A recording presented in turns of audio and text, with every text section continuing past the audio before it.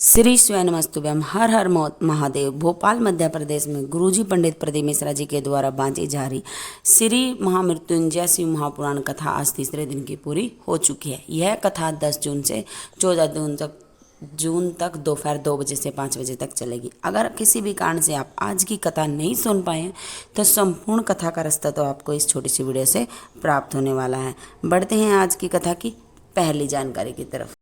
आज की कथा की पहली जानकारी। जो व्यक्ति भक्ति के मार्ग को पकड़ लेता है, भक्ति करना शुरू कर देता है, उसके मुक्ति के द्वार स्वयं खुल जाते हैं और वह भवसागर से पार हो जाता है। हमें महादेव की भक्ति के मार्ग को पकड़ कर रखना चाहिए। हमें श्री शिवाय नमस्तुभ्यम, ओम नमः शिवाय का जाप करते हुए शिव जी भगवान पर एक लोटा जल जरूर अर्पित करना चाहिए। बढ़ते हैं आज की कथा की दूसरी जानकारी की तरफ। कर्ज और मर्ज में कोई भी अपना आपका साथ नहीं देगा। दुख तकलीफ में कोई भी साथ नहीं देता।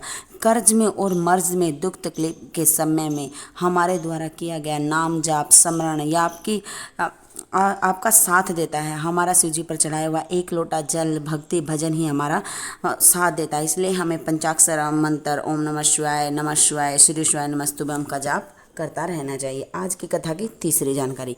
एक बड़े से बड़ा और अच्छे से अच्छा गोताखोर भी महासागर की लहरों में फंस जाता है तो उसे हेलीकॉप्टर की मदद से रस्सी के द्वारा निकाल लिया जाता है। उसी प्रकार जब हम संसार रूपी महासागर में फंस जाते हैं, उस समय हमने जो भजन कीर्तन किया है, जो भी हमें मंत्र जाप किया है, शिव की पूजा अर्चना की है, वही उसकी मदद से ही हम उस महासागर को पार करके बाहर निकल जाते हैं। आज की कथा की चौथी जानकारी।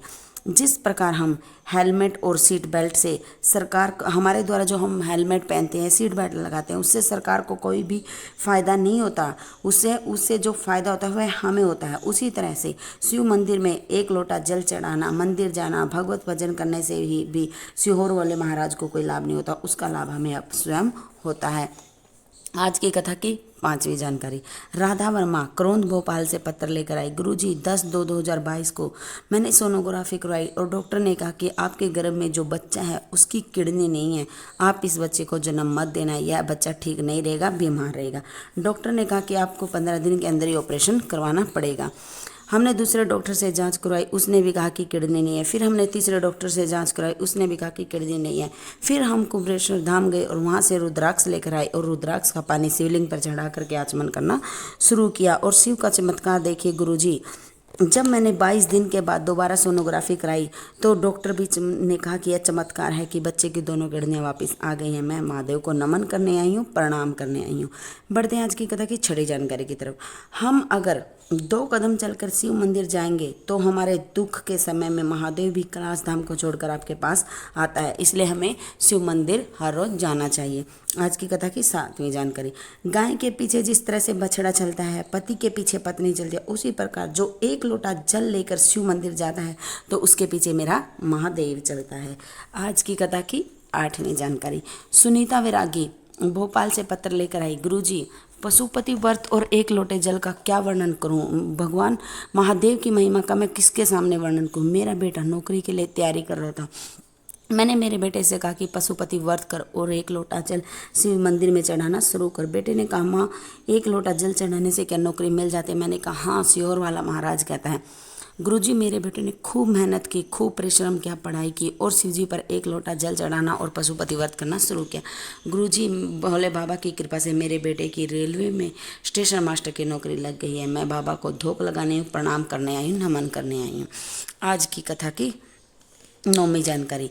मनीषा ने अशोका गार्ड भोपाल से पत्र लेकर आई। गुरुजी मेरी बहन की शादी को 5 साल हो गए थे पर उसे संतान सुख की प्राप्ति नहीं थी। डॉक्टर ने कहा कि इसे संतान नहीं हो सकती। उसने टेस्ट बेबी भी कराया और जब बहुत दूर दूर के डॉक्टरों से इलाज कराया परंतु उसे कोई लाभ नहीं हुआ। फिर मैंने कहा कि उसको पास एक क्लिप भेजी पशुपतिनाथ व्रत करने के लिए और कथा सुनने के लिए। मेरी बहन ने पशुपति व्रत किया और कथा सुनना शुरू किया और शिव जी पर एक लोटा जल चढ़ाना शुरू किया और जो आप आंकड़े की जड़ का उपाय कहते हैं वो भी किया। गुरुजी भोले बाबा की कृपा से मेरी बहन को 5 साल के बाद जनवरी 2023 को संतान सुख की प्राप्ति हुई है। मैं बाबा को नमन करती हूँ, प्रणाम करती हूँ। आज की कथा की 10वीं जानकारी। श्री स्वयं नमस्तुभ्यम का अर्थ क्या होता है? श्री स्वयं नमस्तुभ्यम का अर्थ होता है, मतलब होता है कि हम महादेव को नमन करते हैं, प्रणाम करते हैं, दंडवत करते हैं। आज की कथा की 11वीं जानकारी। जो माता पिता, गुरु, शिक्षक परमात्मा की नज़रों में रहता है वह इंसान कभी भी गिरता नहीं है, वह उन्नति के पथ पर आगे बढ़ता रहता है और ऊंचाइयों को अवश्य ही छूता है। आज की कथा की 12वीं जानकारी। हमें कभी भी शिव भक्त की न तो निंदा करनी चाहिए न ही शिव भक्त की निंदा सुननी चाहिए। जो भी व्यक्ति शिव का भजन करने वाला, शिव की पूजा अर्चना करने वाला का दिल दुखाता है तो उसे भगवान शिव देखता है। इसलिए हमें कभी भी शिव भक्त की निंदा ना सुननी चाहिए न ही करनी चाहिए। आज की कथा की 12वीं जानकारी। हमें कभी भी शिव भक्त के बारे में कोई भी अपशब्द नहीं कहना चाहिए। हमें सनातन धर्म की निंदा नहीं करनी चाहिए। अगली जानकारी। हमें अपने कर्म को करते करते भगवत भजन, शिव की पूजा अर्चना अवश्य करनी चाहिए। हमें हमारे कर्म का फल महादेव जरूर देते हैं।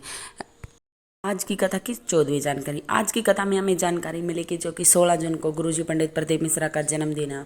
महाराज जी के जन्म उत्सव पर सीहोर में जो भजन संध्या होने वाली है, जो कि शाम 7 बजे से शुरू होगी।